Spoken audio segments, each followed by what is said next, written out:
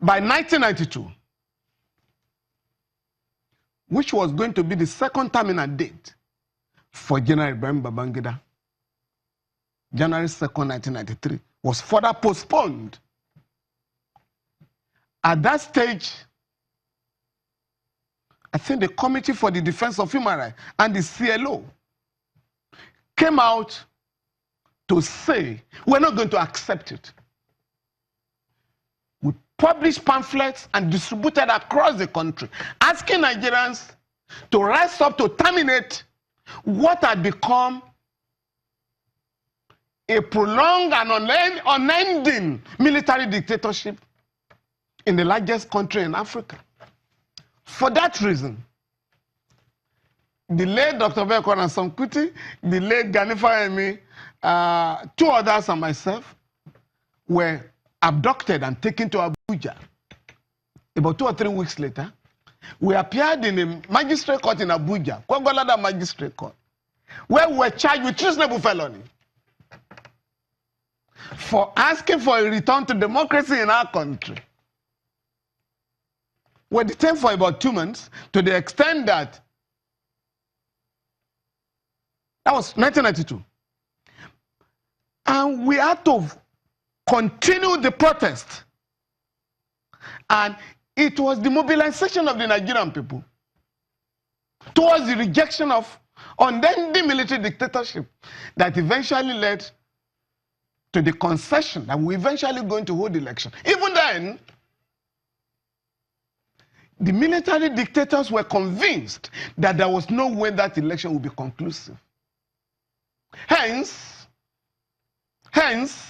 when the election held and the results were known by all and sundry within 24 hours, the military dictator roared like a lion and threatened to annul the election. We thought it was a joke. We moved out Nigerians. I think July 7, July 8, no, July 5, 6, and 7, 1993. You had millions of people on the street. The kind of demonstrations we have never had in this country before then. Right. And what happened?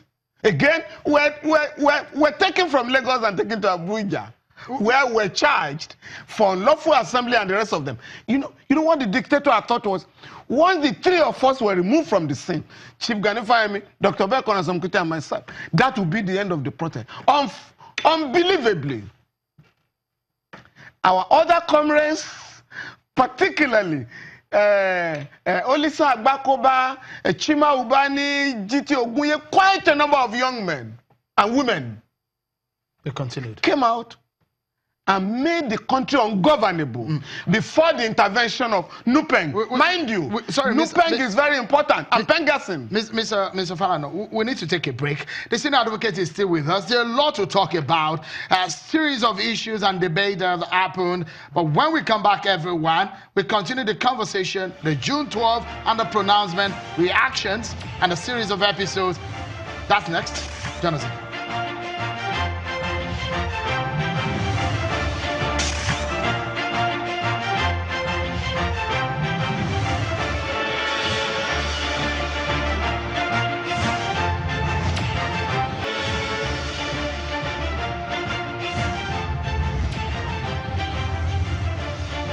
Welcome back, everyone.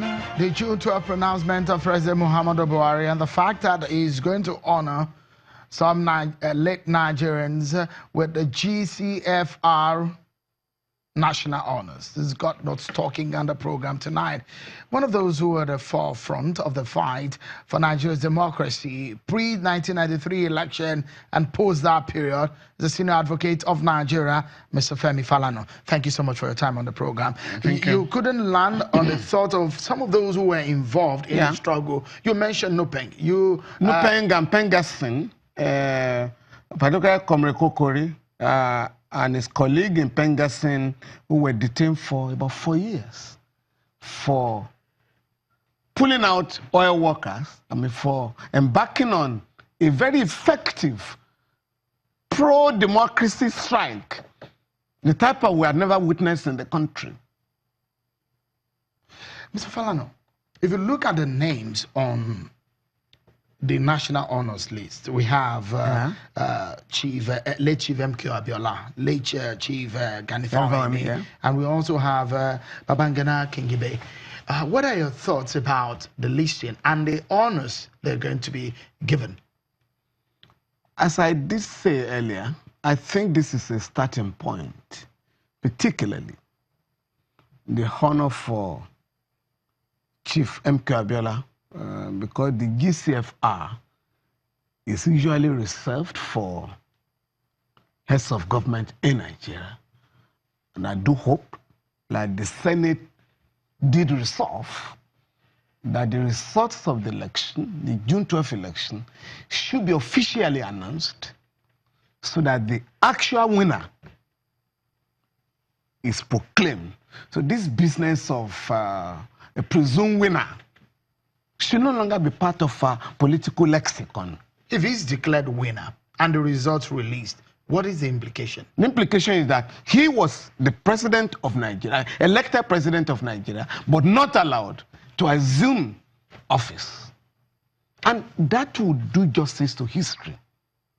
But if you continue to describe him, as the president said in his press statement, I mean his executive order, that he was conferring the order of GCFR on the presumed winner of the June 12th election, I don't think that is sufficient enough. And I do hope that the government will look at these views that have been expressed. Is it not an acceptance that it was an not just presumed, it's known by all and sundry. No, I'm and saying the results are there. They won the election. If the president said he will be honored with GCFR, which is it's implied, but we must go the whole hog and do complete justice to this matter. Senior advocate. And the regime will not lose anything. I want you to listen to this conversation on the floor of the National Assembly. Some lawmakers, both in both chambers, who argued. Some say, look, what the president is done is good, but well, he should have done it some way. And they've drawn some issues of illegality on this matter. Take a listen to some of the lawmakers now.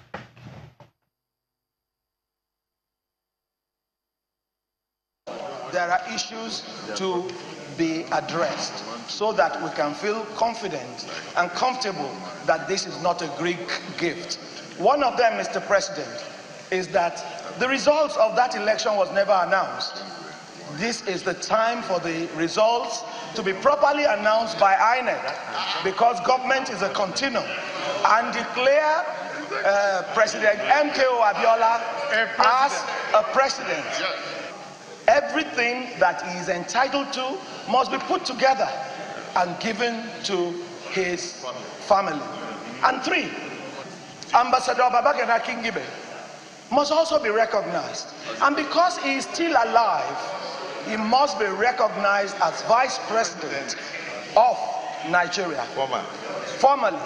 And everything must be brought into the legislature so that we can right all the wrongs. And, of course, since we're changing from the 29th to the 12th, 12th must be declared a public holiday for the whole of Nigeria, so we start celebrating Democracy Day. The 29th of May remains the day the president will be inaugurated and will take his oath of office. If you are moving from 29th of May to 12th of June, it means we have to amend this constitution. Otherwise, we'll be extending the tenure of a president beyond what the constitution contemplates. So we have to advise the president properly so that we don't get into a jam when we get to next year. So it is important at this point we put in true perspective that the issue of the tenure of office of the president is from the 29th of May 2015 to 29th of May 2019. Yes. So that is critical. So we cannot extend it to 12th of May without amending the constitution. That needs to be well noted so that we don't get into a problem when we get to next year. Those are some of the arguments. We can't bring you all of them. There are others on the lower chambers and the green chambers. In fact, it became a rowdy session at the lower chamber. But let's allow the senior advocate to weigh in on this. With your experience, first and foremost, let's deal with the issues of whether the president can change the public holiday from June 12, the Democracy Day, and pronounce another day as June 12 as a Democracy Day. Can the president do that? Under the Section 2 of the Public Holiday Act, the president is empowered to declare a public holiday in addition to the already known holidays set out in the schedule to that act. To that extent, the president has the power to declare June 12 as a public holiday. The observation by Senator Kerimadu is quite valid, and I think that of Senator Olujimi are quite valid. And I did allude to the position of the resolution of the Senate earlier that we should conclude this exercise by officially declaring the results of the election. Okay, so